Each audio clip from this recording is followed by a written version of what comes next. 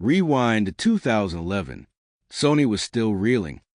The PlayStation 3, while eventually finding its footing, had been an expensive disaster for the company, costing billions in manufacturing and R&D, battling poor third-party support, and losing the crucial early momentum of the generation to the Xbox 360. Developers dreaded the cell processor, calling it notoriously complex, cryptic, and expensive to develop for. The pressure was immense. Sony needed a flawless strategy and a console that could not just compete, but dominate from day one. What emerged was the PlayStation 4. It wasn't just a gaming machine. It was a carefully calculated strategy executed to perfection. It was powerful, fundamentally developer-friendly, and launched with a crucial price and consumer policy advantage that set the stage for an entire decade of industry leadership.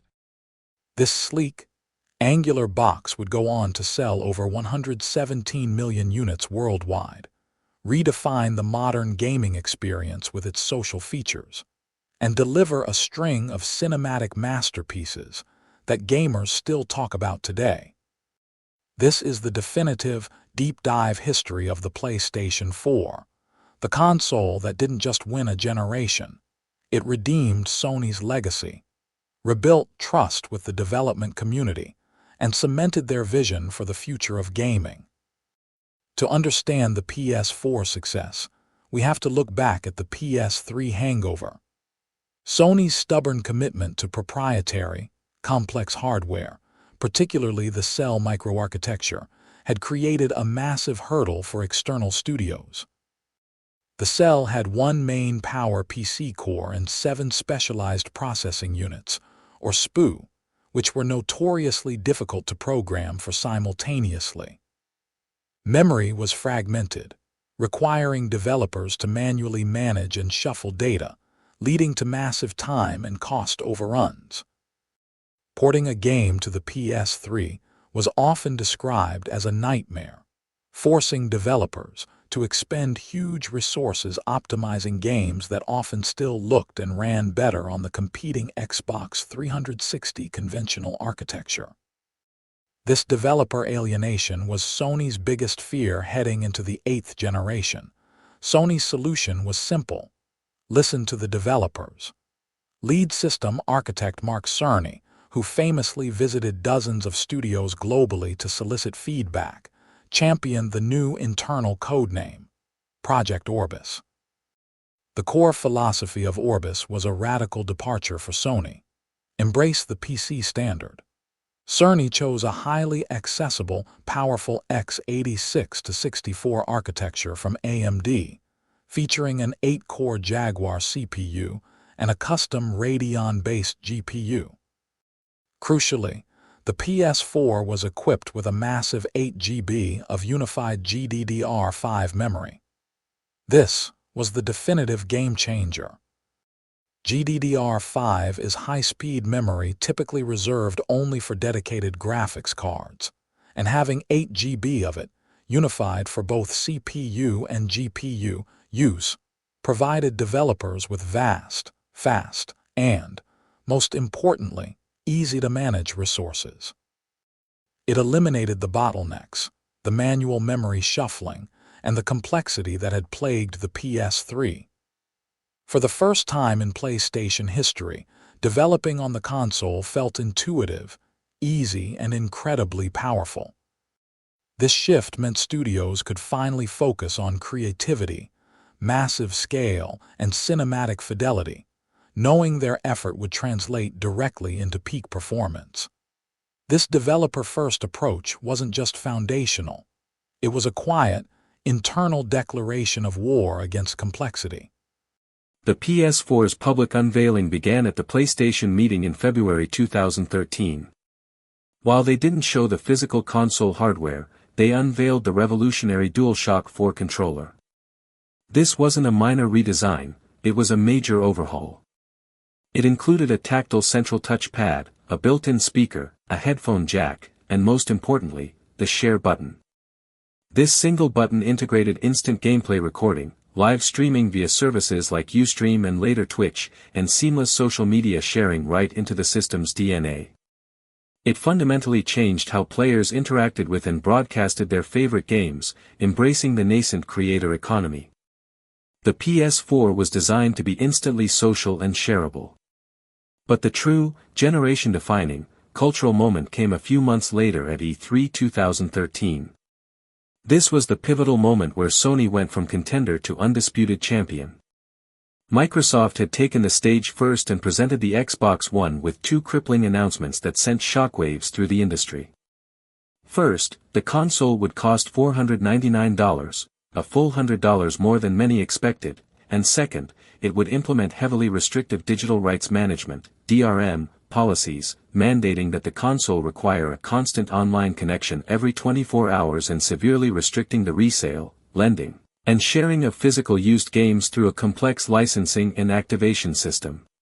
The fan backlash was instantaneous, massive, and overwhelmingly brutal. The community felt betrayed and controlled. Sony, having keenly observed this fumble, adjusted their script in real time. When they took the stage, they announced the PS4 would launch at the aggressive price point of just $399. The crowd erupted, but the final, definitive knockout blow was delivered in a short, perfect, and now legendary video.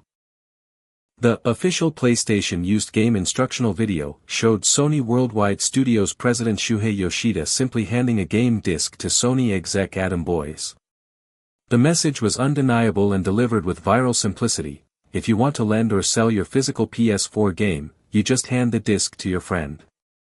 No check-ins. No fees. No restrictions. The cheers and applause weren't just for a consumer-friendly policy, they were for a company that appeared to be actively listening to its core audience, in stark, glorious contrast to its competitor. In less than a minute, Sony won the public relations war, established itself as the console built for gamers, and secured a momentum advantage that would carry them through the entire decade. Pre-orders surged into the millions, leaving many retailers sold out instantly, solidifying the PS4's victory long before it even shipped. The PlayStation 4 officially launched in North America on November 15, 2013, and sold over 1 million consoles in its first 24 hours, confirming the unprecedented demand created by the E3 presentation.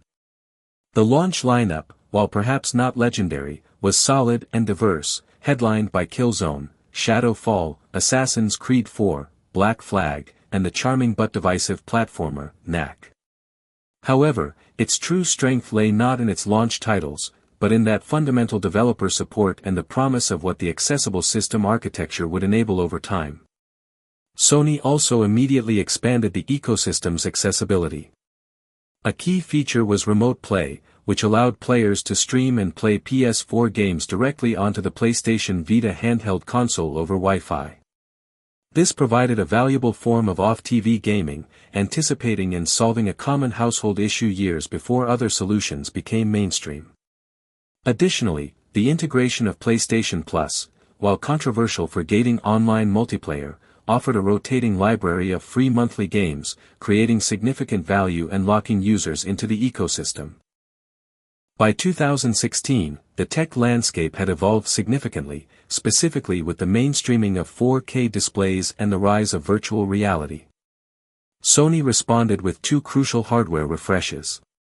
First, the PS4 Slim, a smaller, quieter, and more energy-efficient redesign that replaced the original launch model. Second, and far more significant, was the PS4 Pro. The PS4 Pro, internally codenamed Neo, was the first major mid-generation console upgrade in history.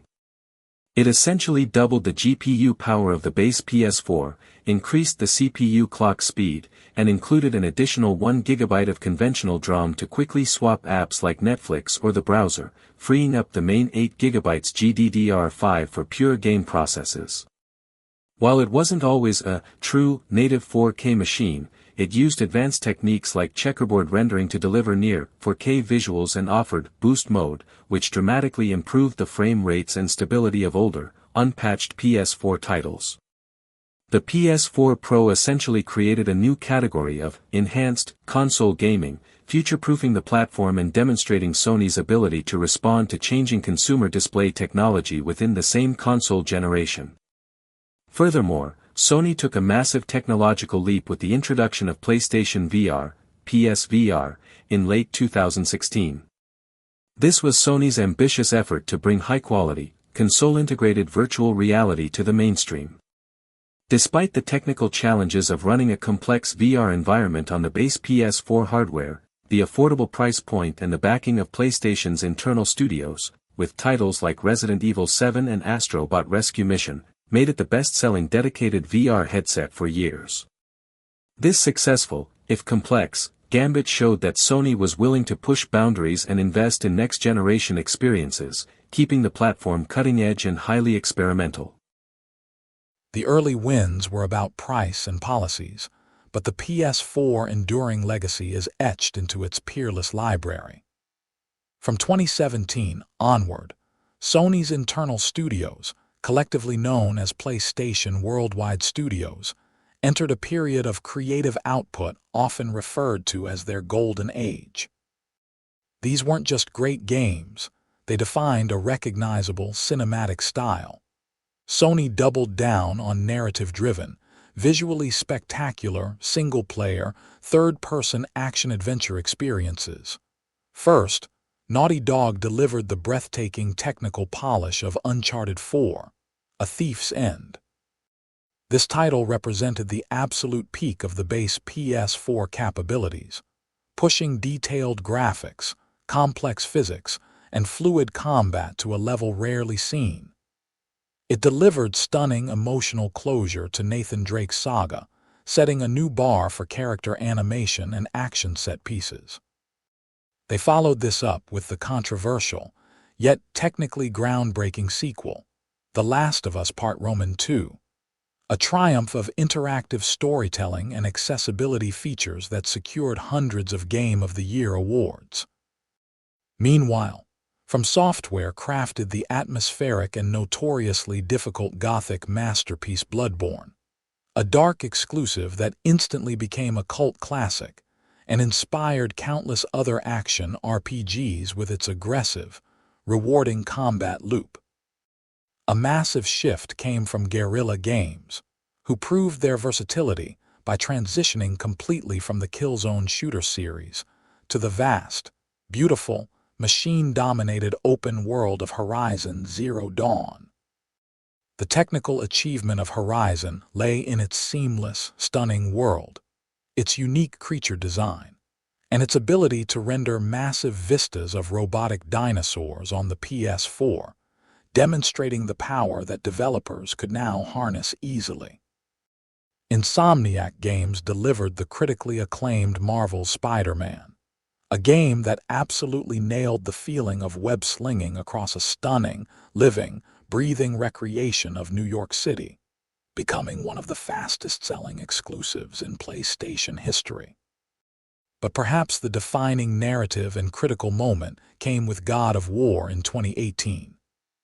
Director Cory Barlog rebooted the entire franchise, shifting the camera closer for an uninterrupted, single-shot experience and transforming Kratos from a rage-fueled demigod into a complex, aging father figure.